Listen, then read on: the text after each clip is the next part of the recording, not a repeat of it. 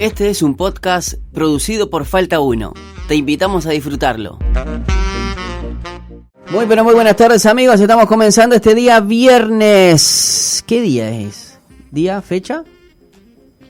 15. Bueno, sí, está atacando rápido el viejo. Entonces, feliz y contento de estar junto con el alemán, junto con ustedes. Gracias por estar en sintonía. Viernes 15 de noviembre. Aparte, lo que pasa que debo de confesar que estoy más atento al partido de Uruguay. Pero bueno, hoy estamos por comenzar. Falta uno este día viernes, cuando son las 15 horas 12 minutos. Y estamos en pleno partido de Uruguay-Hungría.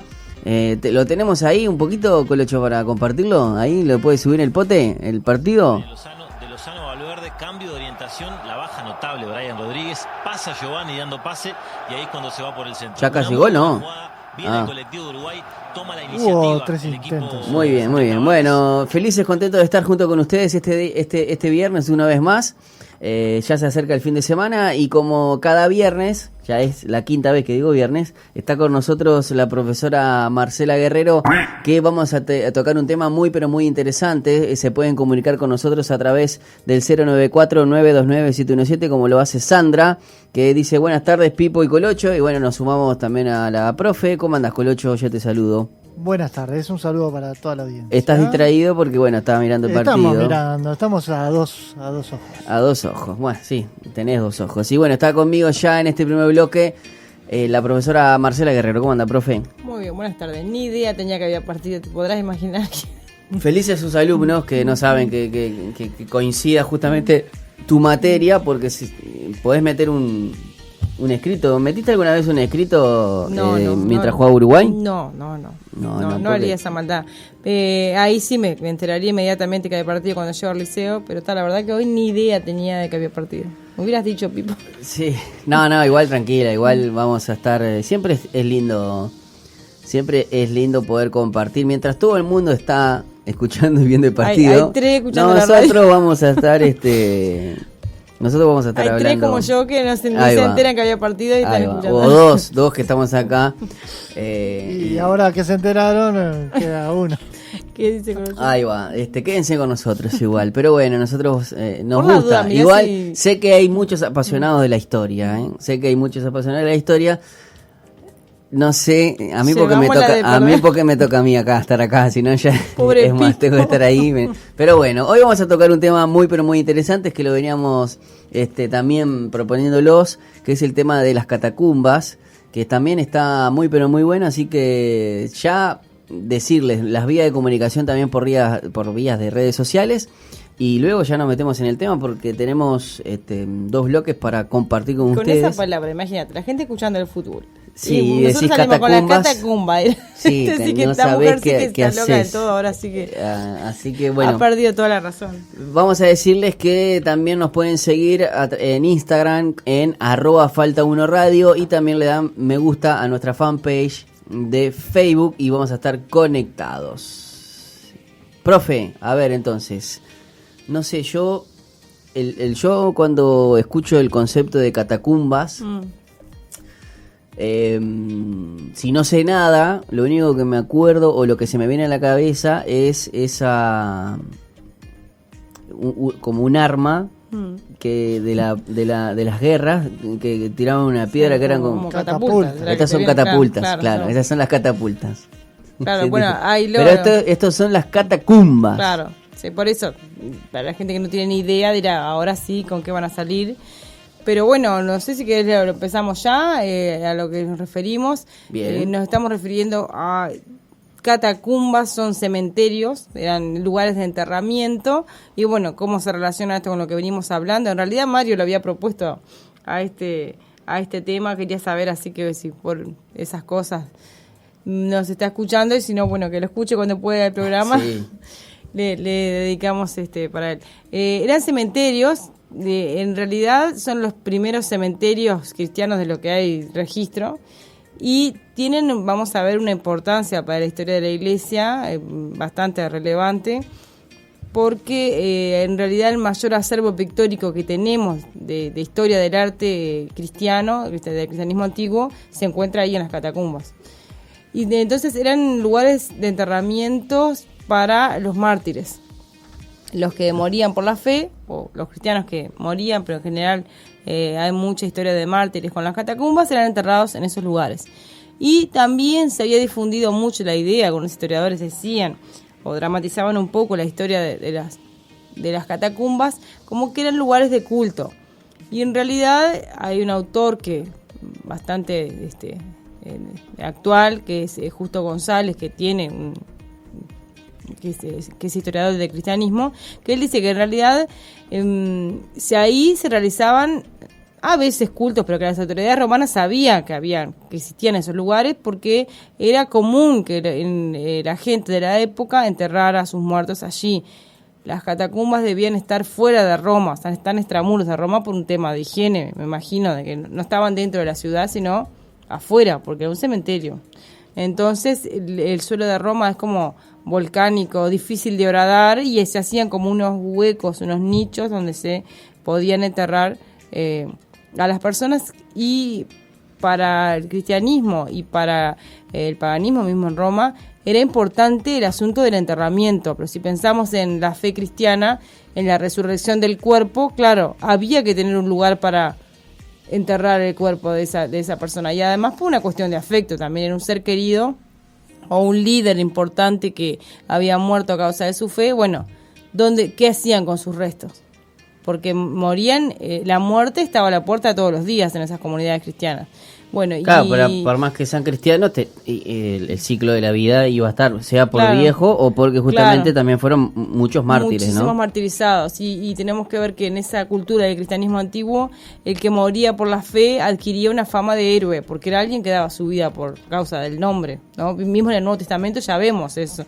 Por ejemplo, vemos el primer mártir cristiano, está Esteban en el Nuevo Testamento, en los Hechos lo describe, y después de Esteban, ese es un mártir el primero y el más temprano en la historia de la Iglesia, pero después que el cristianismo se empieza a expandir, cuando llega a Roma, el cristianismo empieza a ganar coronas de mártires como si fueran hojas. Todos los días morían muchas personas. Entonces, esas personas que morían, por lo general, morían personas comunes y sencillas, pero muchas veces la política de Roma era matar a los líderes, porque matando a un líder afectabas a toda la comunidad. Entonces los cristianos se acostumbraron a venerar a esas personas. Y eso, por un lado, era una cuestión de honra, poder ir al lugar, enterrarlos, dedicarles un lugar. Porque pensemos, hoy como ya está, la sociedad civil ya tiene organizado eso, sabemos pero que hay un lugar para la muerte, pero claro. ¿Qué pasaba con esas personas? O en ese tiempo se empezaba a ver qué vamos a hacer. Claro, entonces bueno, esta idea de que... Y además también con el tema de que había mucha persecución. Claro, seguro, morían los mártires, eran fruto de la persecución. Claro, no es que vos venís y decís, bueno, los cristianos en Roma en ese tiempo murieron a los 70 años. Claro. No, por lo general eran cortados en lo mejor de su vida. Algunos murieron muy ancianos, como vimos, nosotros hemos hecho programas acá, como el caso de Policarpo, de otros. Pero eso ya es en particular Policarpo ya era por otra manera, ¿no? ¿Por qué? Porque la persecución era porque me parece que Policarpo lo que hacía era un cuestionamiento pero es de los primeros tiempos también. Es de la época de las catacumbas. Sí, porque Policarpo es del principio del siglo II. O sea que sí, muy cerca. Muy cerca. En realidad las catacumbas son más o menos del siglo II hasta el V, porque ya después que el cristianismo estaba legalizado no hacía falta. Después de que fue ahí después de Constantino, claro, las catacumbas comienzan a perder su... Tengo un mensaje para vos, profe. Buenas tardes, Dios les bendiga, soy Fernando Martínez. Los escucho y los sigo todos los días, todos los viernes sigo a la profesora Marcela Guerrero. Y este tema que van a tocar el día de hoy es un tema que a mí me gusta muchísimo. Yo tengo un libro que se llama El mártir de las catacumbas y he aprendido muchísimo a través de ese libro. Así que bueno, muy buen tema y que Dios les bendiga muchísimo. Bueno, ¿viste? Bueno, muchísimas gracias. Viste que había alguien y no era una mujer. Y aparte estaba, también igual de fondo se escuchaba, se ve que en otra radio estaba el partido y nos acaban de decir que hubo gol de Uruguay, nos acaban de decir. Ay, Pipo. Sí. No me odies. ¿Quién fue el que hizo el gol? Gol de Cavani. Gol de Cavani. Pero bueno, interesante que el sí, bueno, así que bueno, muchas Fernando. Gracias, la verdad que un aliento para mí, sí, mucho, sí. De mucho aliento, porque la verdad que bueno, no dice pero es lindo porque los que se quedan de verdad son los que de verdad después te dicen que bueno, yo te sigo todos los viernes, y después en este caso este oyente claro, y capaz que nunca había escrito él ni nunca escribió, pero bueno, nos sigue todo y hoy muy bien. Lo reivindicó. Bueno, muchas gracias. Bueno, acá tenemos el por qué se le llamaba entonces catacumba. Claro, bueno. El origen de la palabra. Dice que bueno, es incierto. Algunas fuentes creen que viene del griego, no sé hablar en griego, hacia abajo, que vendría a ser cata, hacia abajo, y tu capa en griego. Capa y claro, tu capas hacia abajo, claro. Túmulo o también cubut como copa, con el significado de depresión hondonada. Otros estudios dicen que es del griego capa hacia abajo y de la raíz latina cumbo, que significa yacer, estar acostado. Claro, sí. Porque convengamos, yo no sé si hay el tema de los cementerios, a veces es un tema de espacio, y aparte por la descomposición es difícil mantener un que no haya olor, ese tipo de cosas. Por eso es que van como 1 o 2 metros hacia abajo. Hacia abajo, claro. Pero una cosa es hacerlo acostado, que es lo que nosotros más o menos estamos acostumbrados, pero hay otros en otros lugares que son de forma vertical hacia abajo. No, por lo general eran como más bien como estamos acostumbrados a ver nosotros. Eran como nichos en la piedra, en los costados de la piedra. Hay distintas, dice que hay más de 40 catacumbas fuera de Roma. Aquí también tenemos, claro, las también conocidas catacumbas de París. Sí, que hay en otros lugares. Ya, como dijimos, no es una costumbre única de los cristianos. Los romanos en ese mundo antiguo enterraban a sus muertos así. Claro, también era un sistema más económico para la gente de recursos sociales más bajos. Vamos a ver que hay catacumbas en el que hay personas de sectores sociales más altos, pero que en ese caso están más decoradas, que eso se nos va a llevar después a algo que quiero compartir también, que es justamente al arte cristiano. Porque algunas están más decoradas y otras, bueno, y por lo general las que permanecen hasta el día de hoy son las que están más decoradas. Como pasa con los testimonios de la historia en todo. Por lo general nosotros tenemos testimonio de yo qué sé, que han prevalecido, claro, ¿no? Por el tiempo, porque las cosas estamos hablando de las clases sociales más altas pueden invertir en monumentos que son más caros. Claro. Por ejemplo, de Egipto sabemos más de los faraones porque construían tumbas que existen hasta el día de hoy, pero claro, en cambio los campesinos que construyen esas tumbas no tienen una tumba así, entonces no podemos saber mucho. Y bueno, la historia, por lo general, hasta la historia es la historia de las clases sociales más altas. Entonces, estos testimonios son muy son buenos por el valor que tienen, ¿no? Las catacumbas también son de esta cultura occidental, o hay en otros lugares. No te sabría decir eso. No te sabría responder eso. Porque también... Porque siempre lo he estudiado con relación a la historia de la iglesia, ajá, las catacumbas en Roma particularmente, pero no te sabría decir si en otras culturas... porque claro, formas de enterramientos hay, como que es variado en cada cultura. Cada cultura tiene su... Claro, sí, la forma en cómo tratamos a nuestros muertos también habla de nuestra cultura. Igual nosotros, hoy en día, viste, capaz que es un tema que... Pocos lo pensamos, nosotros poco pensamos qué pasa, o sea, ¿cuándo pensamos en el cementerio? Cuando vamos a un cementerio. Es algo que ya está organizado, la sociedad civil ya lo tiene solucionado, no claro, pensamos mucho en esos espacios.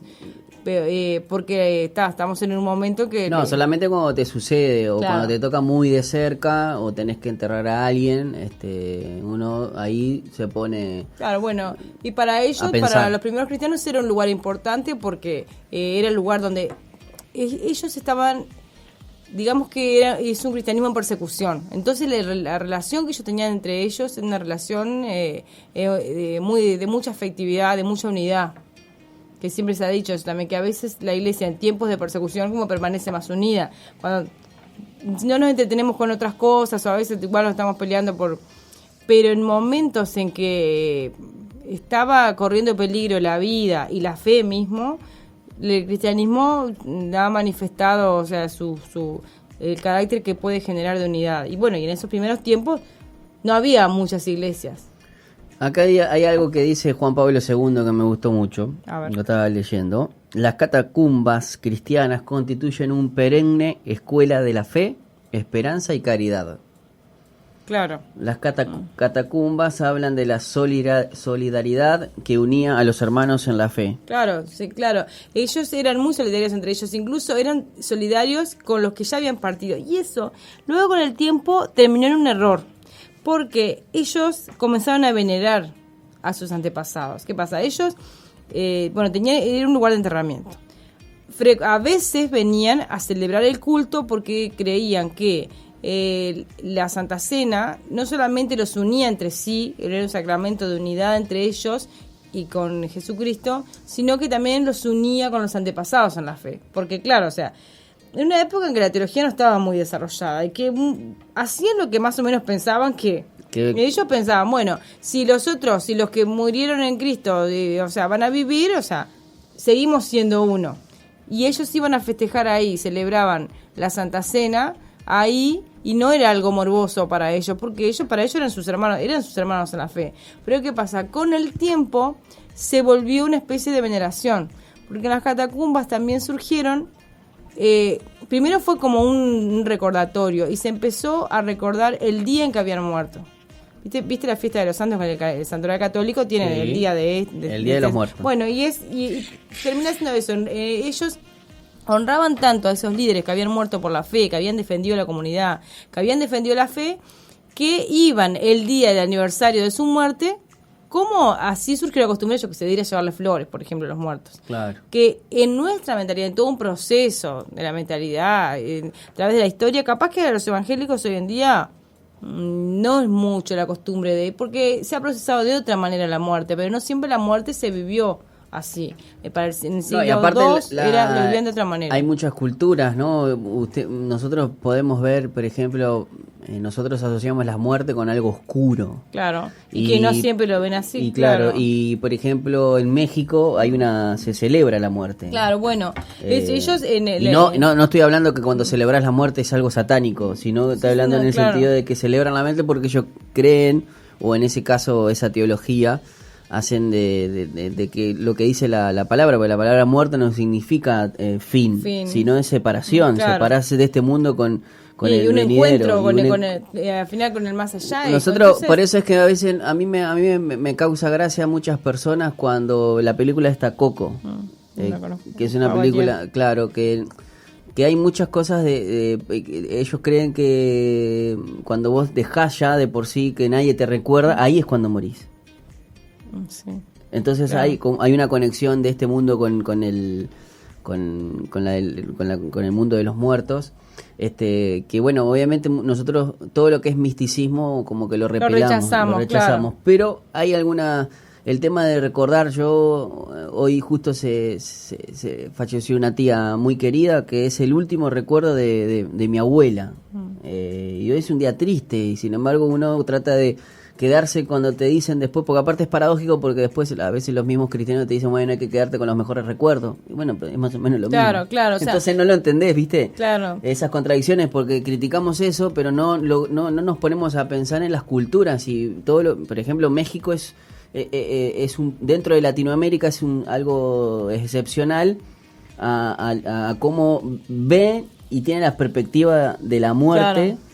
Claro, y sin hacer tampoco sin hacer esto una apología de que vamos, y aparte pero cada cultura lo entendiendo la cultura de distinta manera, pero bueno, para ellos la como muerte, una continuación, claro. No es una cuestión solamente de ellos pensaban si los muertos si murieron en Cristo tienen vida, o sea, resucitarán. Entonces ¿no te parece también que esto refuerza las palabras del apóstol Pablo hablando que para mí el vivir es Cristo y el morir es ganancia, porque claro. Para él él iba a estar, yo estoy, o sea, continúo con mi vida. Claro, en ese pensamiento teológico primitivo, ellos lo vivían así. La muerte, aparte de tener una muerte heroica, habían muerto defendiendo la fe, y ellos, en todo ese que se puede ver en los documentos de época, cuando ellos decían el emperador de todos los emperadores, para ellos, en una época en que el orden político existía un imperio, un emperador, el que había que adorar como Dios, al cual ellos se negaban rotundamente, porque ellos decían tener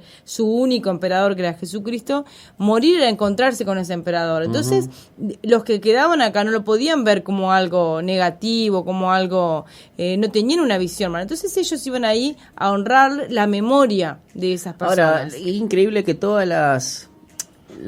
qué increíble que las informaciones que haya vienen por lo que estoy viendo en internet, vienen de páginas católicas.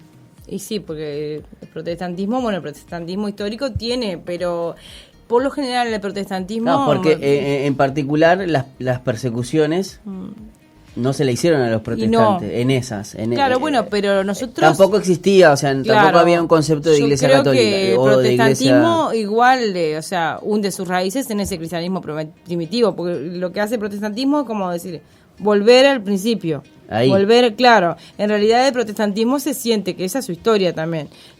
Hay obras de historiografía protestante, pero por lo general el protestantismo, de repente, claro, los estudios históricos son más de la Reforma para adelante, pero consideran que ese pasado es su pasado también, los historiadores protestantes.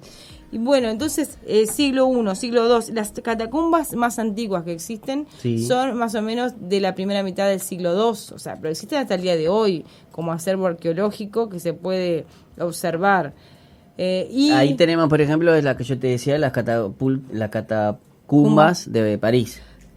Sí, bueno, estas que yo te digo son de Roma, pero sí, puede ser, la que yo tengo acá una que se llama de San Calixto. Sí, la de San Calixto es la más antigua. La de Domitila, sí, también, sí. La de San Sebastián. Sí. Esas son las más antiguas. La más antigua que hay es la de... Incluso acá yo veo, y Priscila. Sí. Acá, por ejemplo, veo, hay una guía, entras en internet y ahí están los precios. Por ejemplo, la entrada a la San Calixto ¿cuántos euros sale 8 euros. Bueno. Y entrada normal. Una entrada reducida sale 5. Se ve que no te pasan por todo, no te dan todo un tour. Claro, pues, después dice, niños de 7 a 15 años no entran a la entrada, o sea, no hacen el tour normal. Nosotros podemos entrar. Sí. Y después, bueno, los que pueden entrar son sacerdotes y religiosos. Entrada gratuita para niños hasta 6 años y personas con discapacidad. El tiempo aproximado de visita es de 30 a 40 minutos. Bueno.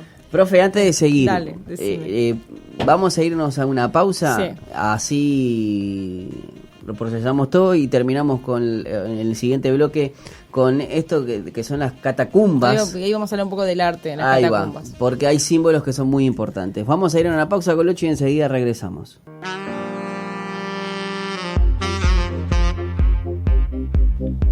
Continuamos en la 91.5 en Falta 1 y estamos en el bloque de historia junto a la profesora Marcela Guerrero y estamos hablando acerca de las catacumbas, sus orígenes, que ya lo dijimos, y ahora nos vamos a interiorizar un poco en el arte, en el arte. Vos decís, hay arte, o sea, ¿qué se pusieron a pintar o qué onda? No sé. Pero bueno, ahí estábamos también leyendo un par de informaciones acerca de las catacumbas que hay. Hablamos de San Calixto, la Domitila, la de San Sebastián. Y, por ejemplo, hay una justamente de Domitilia que es interesante la historia porque, bueno, habla de que era...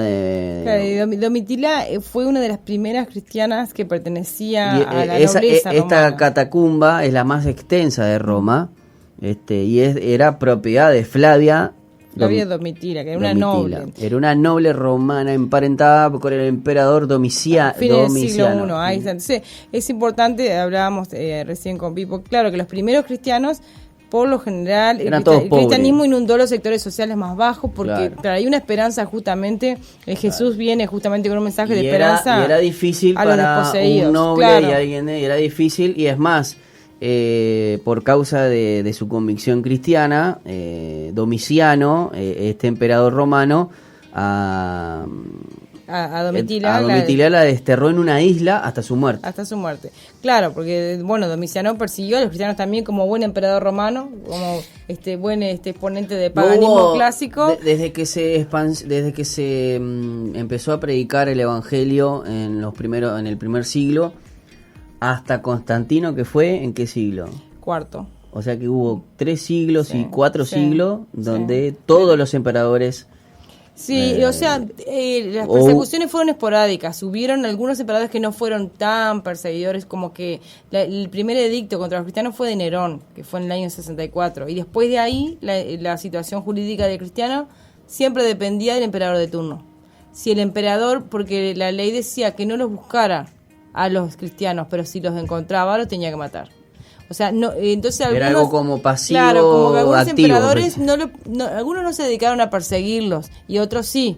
Entonces por eso la persecución es esporádica, es local. Si hubiera sido general, porque no existía el cristianismo, pero o sea, algunos emperadores por alguna razón en algún momento dejaban de perseguir, no fue o no le daban tanta importancia. Claro, no fue sistemática en todo el imperio a la misma vez. Por ejemplo, había una persecución en Roma, pero capaz que en ese momento en Jerusalén no, en otra provincia romana no. Claro. Había en la Galia una persecución, o había en León, o en algún lugar del imperio, pero en otro no. Entonces había que ver, de acuerdo a las autoridades políticas del momento, que quisieran usar ese edicto contra los cristianos. Y Domiciano fue uno de los que sí... Que lo usó, sí. Entonces, a tal punto que estaba emparentada con esta mujer y no le importó. El cristianismo va ascendiendo de los sectores sociales hacia los más altos y por lo general llega al palacio a través de los esclavos.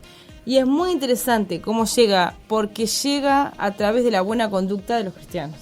O sea, de los esclavos, se daban cuenta cuando había un cristiano por la forma de ser. Es impresionante eso, porque no había forma de evangelizar de otra manera, porque era una religión ilícita. Y sí, pero cuando te preguntaban, vos decías por qué eras así y ya marcabas la diferencia. Se daban cuenta por tu forma de ser y además porque practicabas el culto del domingo o porque ibas a las catacumbas o lugares así que solamente iban los cristianos. Sí, pero el impacto más fuerte era la vida de todos los días, destilaba más porque hay documentos que hablan de eso, de que las esclavas, por ejemplo, cómo compartían las mujeres, las amas se daban cuenta por muchas esclavas, por más que fueran maltratadas, ellas mostraban otra forma de ser hacia sus amos, y eso conmovió justamente Flavia Domitila. Llegó así al cristianismo. Entonces eso es muy interesante.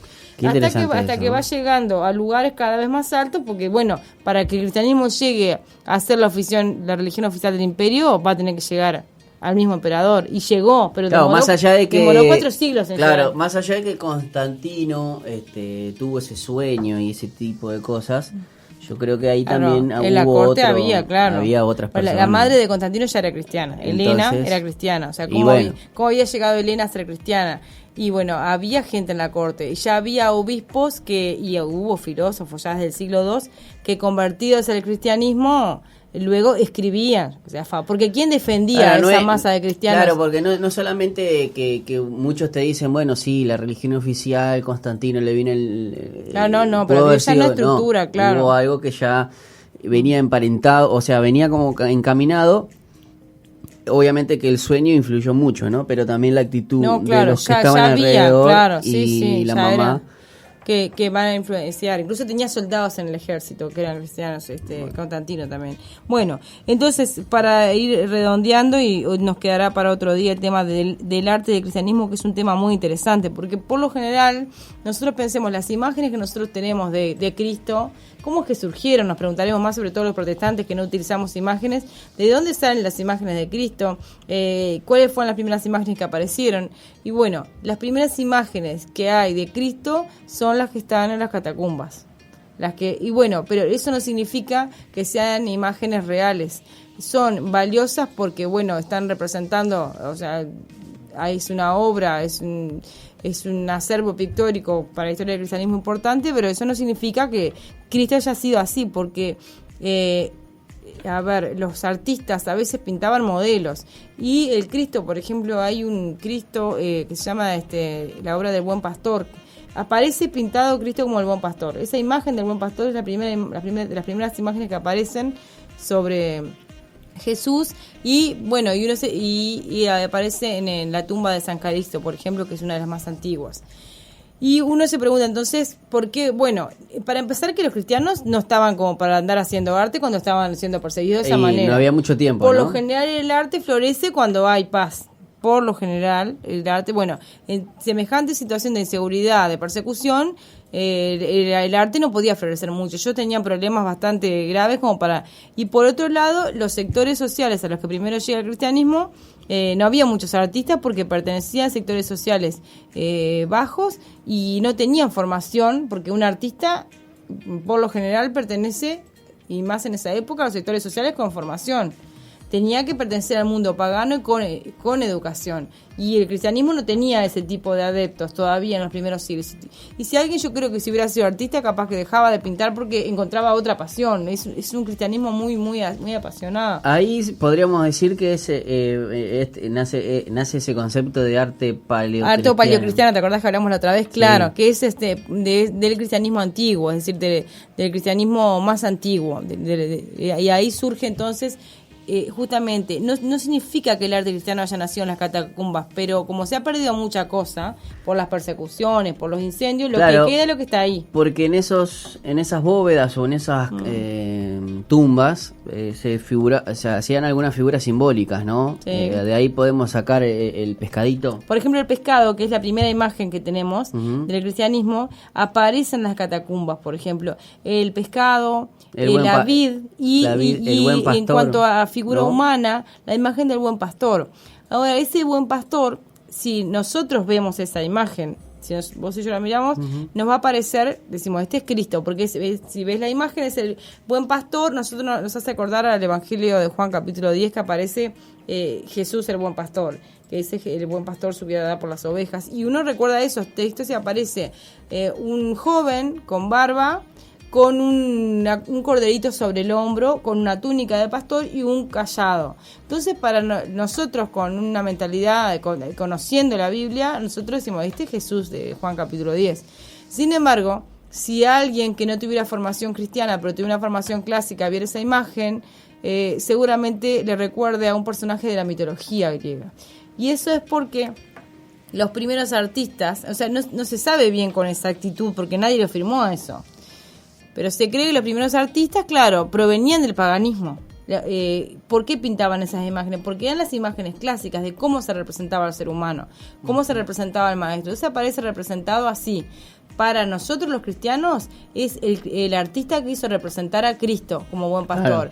Para otro que no tiene la formación cristiana puede decir que este es Apolo. Definitivamente el arte genera en el que ve cosas diferentes. El artista...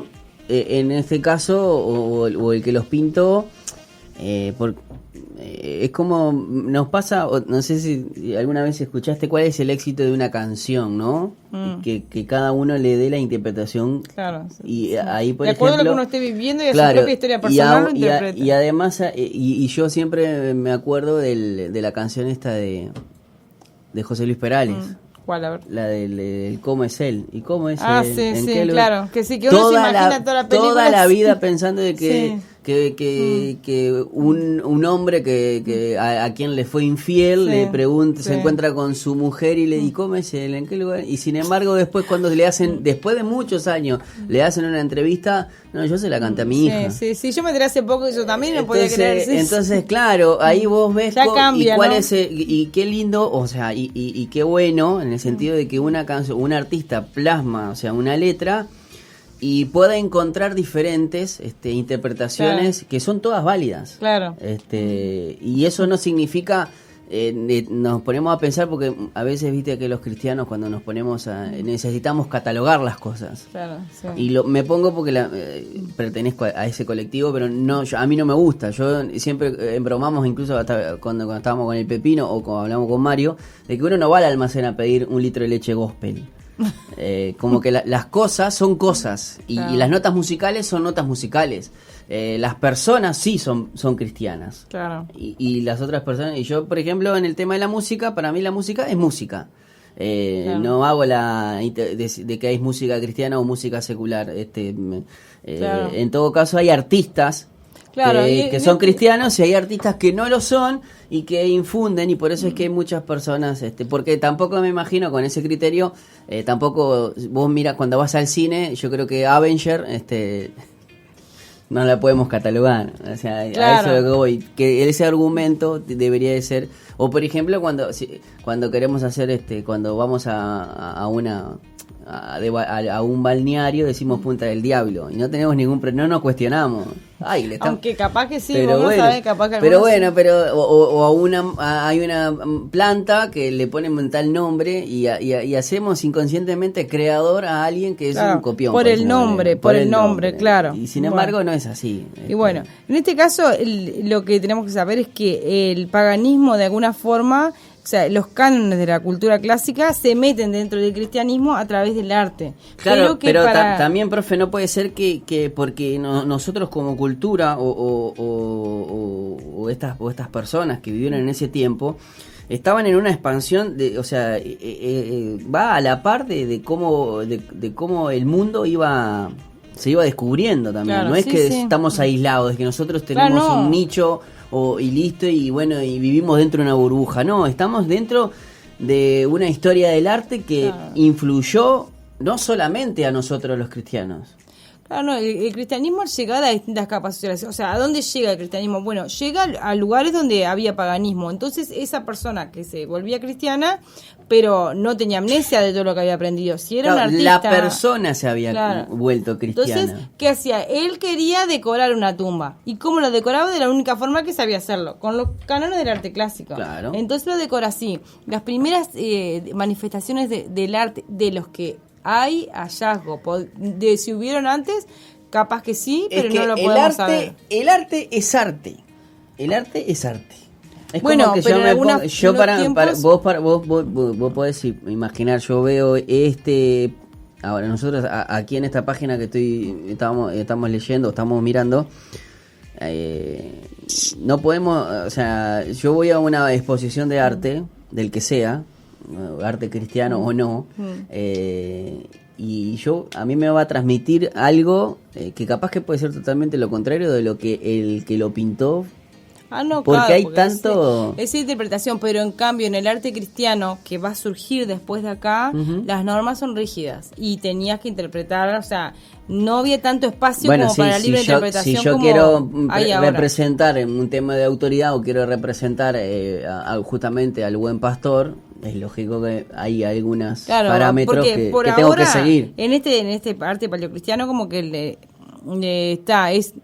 depende de la interpretación, pero más adelante, cuando ya la iglesia se empieza a institucionalizar, ya el arte va a tener ciertos cánones y la iglesia y la teología van a ir juntas. Vos ves una obra de arte del siglo VIII y sabés, si estudiaste historia del arte, y que se relaciona con la teología. Y si ves una del siglo XII, que también, que de acuerdo a la teología que la iglesia impone, el arte debe seguir esas normas. Hay algo que ahí estás poniendo, la iglesia impone. Está imponiendo, claro. O sea, hay momentos, acá todavía no hay libre, nada. No es libre, porque acá es cada uno. Pero después más adelante sí, la iglesia pone normas bien claras y rígidas para los artistas. Incluso hay libros para los artistas, cómo debían hacerlo. Porque, por ejemplo, después, me imagino que una vez caído el Imperio Romano, también se puede mezclar del lado, el que quedó fue el bizantino. El bizantino, sí. Me imagino que ahí el bizantino es el Imperio Romano de Oriente. De Oriente, sí. Ahí se tuvo que mezclar muchísimo más.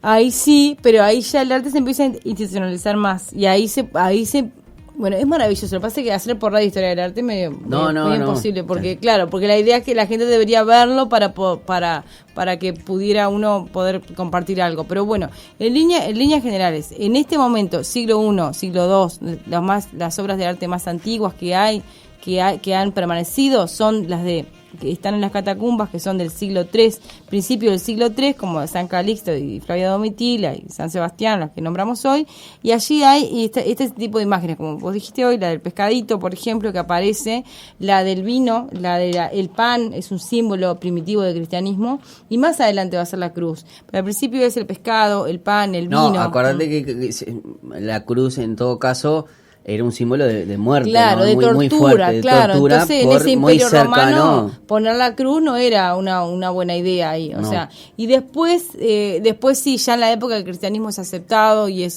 ahí sí, la cruz, o sea, es el símbolo del cristianismo. Pero en estos primeros tiempos se celebraba sobre todo el sacramento más antiguo, es la Santa Cena. El pan y el vino, que se celebraba, sí, en algunas ocasiones en las catacumbas, pero sobre todo en las casas de familia, como el cristianismo estaba prohibido, no había lugares de culto, se debían reunir en las casas, y algunas casas con el tiempo, por ser ya no entraba más gente, se volvieron en iglesia después. La iglesia más antigua es la de Dura Europa, sí, que es la más antigua, que fue una casa algún día y luego se volvió iglesia, que existe hasta el día de hoy. ¿A dónde? Como testimonio está en lo que hoy es Italia mismo, sí. Entonces, o sea, en Roma. Después ahí hay otras también que se volvieron catedrales con el tiempo, pero ya después que se oficializó el cristianismo. Bueno, después, o sea, estaría bueno otro día trabajar con justamente por qué los cristianos se resistían a tener imágenes. ¿Por qué no? Porque hay, por ejemplo, la del Buen Pastor, pero son escasas las imágenes que hay. ¿Por qué no? Claro, porque nosotros ahora venimos y le decimos, bueno, sí, porque los 10 mandamientos, pero en ese momento no había una Biblia. Claro, bueno, pero el Antiguo Testamento existía, pero sí ellos se resistieron, había hostilidad a hacer imágenes de Cristo. Y la primera iglesia, ¿qué hizo? A ver, lo que hicieron las autoridades, ¿permitieron hacer imágenes? ¿Estaba permitido en las primeras iglesias poner imágenes? Tendríamos que ver un poco esa historia. ¿Dónde fue que me dijiste que era la...? Hay una iglesia en Roma, una de las más antiguas. Acá dice, la primera iglesia del mundo en la que se reunían los primeros 70 discípulos de Jesucristo no estaba en Roma ni en Jerusalén, sino en una localidad perdida en Jordania. Bueno, pero ¿será? Ahí se refiere, ¿qué dice Jesús y los discípulos? Dice... es un grupo de arqueólogos que ha localizado un templo bajo tierra construido entre los años 33 y 70 en nuestra era en Rihab, a 40 kilómetros del noreste de Amán. No sé, no sé, porque si es una información capaz que claro, los hallazgos arqueológicos son... Yo sé que en los viajes cristianos está haciendo... Es de 2008 esta noticia, ¿no? Pero por ejemplo, una de las cosas que dice... se trata de un descubrimiento increíble porque según has develado el jefe de los centros estudios arqueológicos local, Abdul Qaser Hassan, tenemos pruebas de que nos hacen creer que el edificio acogió a los primeros cristianos, los 70 discípulos de Jesucristo, que ya se menciona en Lucas. No sé, la verdad que no sé. Puse primera iglesia. Claro, pero, cristiana, o sea, bueno. más que iglesia, claro, es un lugar de reunión, porque en realidad las iglesias, las catedrales surgen justamente después que el cristianismo se oficializa en Roma. Pero bueno, la idea sería, ¿qué pasó con el arte? El arte de esa forma, el arte clásico se infiltra en el arte cristiano, y las primeras imágenes, lo que podemos encontrar, son del siglo II, de las que hay. Pueden ser que hubieran otras que se perdieron, o se incendiaron, o se quemaron. También después la iglesia pasó por un proceso que se conoce con el nombre de iconoclasia, que era la guerra de las imágenes. Muchos cristianos pensaban que estaba mal tener imágenes. Entonces, ese sería también un tema lindo, ¿cómo es que después... ¿Viste todas las imágenes que hay de Cristo en el santuario católico? Bueno, de cómo es que surge esa imagen, capaz que podría ser un tema un día para ver. Buenísimo, la verdad que excelente, profe, siempre con temas muy interesantes, espero que haya sido de su agrado. Estuvimos hablando acerca de las catacumbas, decirles que pueden estar, este bloque y todos los bloques de Falta Uno lo tenemos en Spotify, en Falta Uno Podcast, nos buscan, también nos pueden seguir en Instagram como @Falta Uno Radio y en nuestra fanpage de Falta Uno Radio.